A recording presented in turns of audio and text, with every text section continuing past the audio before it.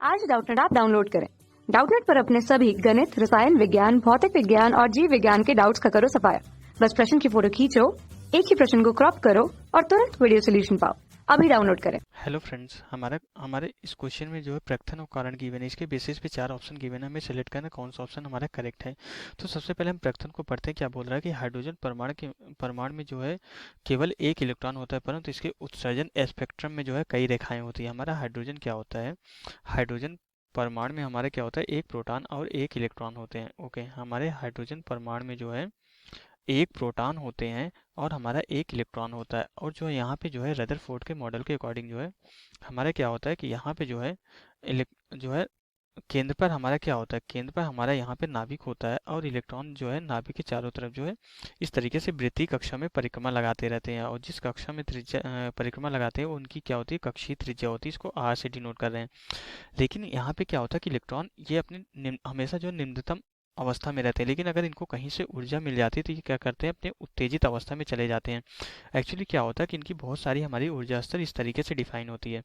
यहाँ पे ये क्या होता है, ग्राउंड स्टेट होता है, फिर ये प्रथम उत्तेजित अवस्था होती है, ये द्वितीय उत्तेजित अवस्था होती है, ये तृतीय उत्तेजित अवस्था होती है। इस तरीके से इनके ऊर्जा स्तर यहाँ पे जो है इनफाइनाइट तक डिफाइन होते हैं। ओके, ये हमारा क्या होता है, ये हमारा n बराबर 1 होता है, ये प्रथम उत्तेजित अवस्था n बराबर 2 होती है, द्वितीय उत्तेजित अवस्था n बराबर 3 होती है, n बराबर 4 होता है, ये n बराबर 5 होता है। इसी तरीके से ये जो है आगे तक डिफाइन होता है इनफाइनाइट तक। तो ये हमारा क्या होता है, ग्राउंड स्टेट होता है या निम्नतम ऊर्जा स्तर होता है। यहाँ पे हमेशा इलेक्ट्रॉन यहीं पे हमारा पाया जाता है।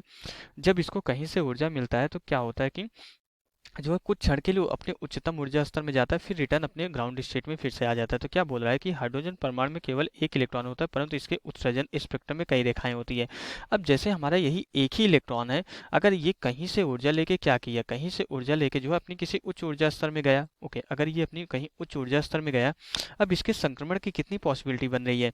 ये चाहे तो इलेक्ट्रॉन अगर चाहे तो n बराबर 4 से डायरेक्ट n बराबर 1 में आ जाता है ऊर्जा का उत्सर्जन करके, चाहे तो n बराबर 4 से पहले n बराबर 2 में आए, फिर उसके बाद जो है n बराबर 2 से n बराबर 1 में आए, या फिर पहले चाहे तो n बराबर 4 से n बराबर 3 में आए और n बराबर 3 से जो है डायरेक्ट फिर जो है n बराबर 1 में आ जाए, या तो चाहे तो n बराबर 4 से n बराबर 3 में आए, n बराबर 3 से जो है n बराबर 2 में आए, n बराबर 2 से तब जाके n बराबर 1 में आए।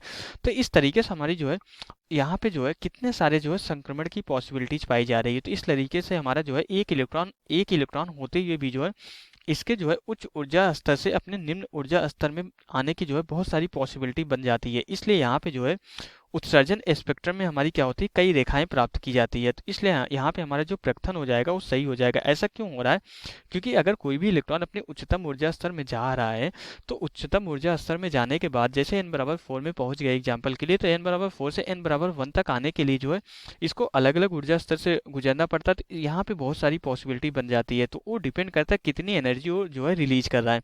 जितनी एनर्जी रिलीज करता है, यहाँ पे जितनी ऊर्जा जो है मुक्त करता है, उसी के बेसिस पे डिसाइड होता है कि ये कौन सी ऊर्जा स्तर में जाएगा। अगर यहाँ पे जो है इन जिस भी दो जो है अवस्था की ऊर्जा का डिफरेंस हमारा जो है अंतर जो है यहाँ पे रिलीज करता है, मुक्त करता है, उसी ऊर्जा स्तर में तुरंत पहुंच जाता है। ओके, इसलिए यहाँ पे हमारा प्रकथन सही हो जाता है। अब कारण देखते हैं, कारण में क्या बोला जा रहा है कि हाइड्रोजन परमाणु के अवशोषण जो है स्पेक्ट्रम में केवल लाइमन श्रेणी प्राप्त होती है, जबकि उत्सर्जन स्पेक्ट्रम में जो है सभी श्रेणियां प्राप्त होती है।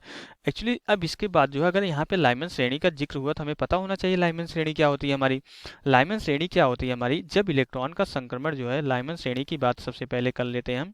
लाइमन श्रेणी क्या होती है कि हमारी जब इलेक्ट्रॉन का संक्रमण हमारा क्या होता है, n बराबर 1 ऊर्जा स्तर से जो है n बराबर जो है किसी भी उच्च ऊर्जा स्तर में हो। लेकिन हमें ये ध्यान में रखना है कि हमारा जो है n बराबर 1 से स्टार्ट होना चाहिए।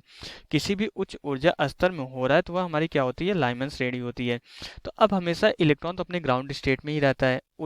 जब भी उच्च ऊर्जा स्तर में जाता है कुछ ही क्षण के लिए जाता है, तुरंत फिर से अपने ग्राउंड स्टेट में आ जाता है, अपने निम्नतम अवस्था में आ जाता है। तो हाइड्रोजन परमाणु में बोल रहा है कि अवशोषण स्पेक्ट्रम में केवल लाइमन श्रेणी प्राप्त होती है। तो ये भी हमारा सही होगा, क्योंकि हमारा जब हमेशा निम्नतम अवस्था में रह रहा है तो जब भी अपने उच्च ऊर्जा स्तर में जाएगा तो हमेशा n बराबर 1 से ही उच्च ऊर्जा स्तर में जाएगा। तो इसलिए जब भी इलेक्ट्रॉन का यहाँ पे संक्रमण होगा वो हमेशा n बराबर 1 से ही स्टार्ट होगा, चाहे वो किसी भी उच्च ऊर्जा स्तर में जाए, चाहे किसी भी उच्च ऊर्जा स्तर में जाए, हमेशा n बराबर 1 से ही स्टार्ट होगा। इसलिए हमारा क्या होगा, ये लाइमन श्रेणी की कि सिर्फ और सिर्फ अवशोषण स्पेक्ट्रम प्राप्त होती है। और यहाँ पे क्या होगा कि जब उत्सर्जन की बात आती है तो उत्सर्जन मैंने पहले ही बता दिया कि n बराबर 4 से किसी भी उच्च ऊर्जा स्तर में आ सकता है। तो n बराबर जो है किसी भी उच्च ऊर्जा स्तर से जो है किसी उससे नीचे किसी भी निम्न ऊर्जा स्तर में आ सकता है। जरूरी नहीं है कि वो n बराबर 1 में ही आए। तो इसलिए हमारा जो है उत्सर्जन स्पेक्ट्रम में जो है किसी भी टाइप की जो हमारी श्रेणी पाई जा सकती है। तो यहाँ से जो है n बराबर जो है इस फिफ्थ से जो है n बराबर 3 में आएगा तो हमारी कुछ और श्रेणी मिलेगी। अब n बराबर फिफ्थ से अगर n बराबर 2 में आ रहा है तो हमारी बामर श्रेणी मिल जाएगी, यहाँ पे ब्रैकेट श्रेणी मिल जाएगी। इस तरीके से अलग अलग हमारी उत्सर्जन स्पेक्ट्रम की जो है अलग अलग श्रेणियाँ प्राप्त होती है, क्योंकि वहाँ पे संक्रमण की पॉसिबिलिटी हमारी बढ़ जाती है। तो इसलिए हमारा यहाँ पे ये जो कारण होता है ये कारण भी हमारा जो है सही हो जाता है।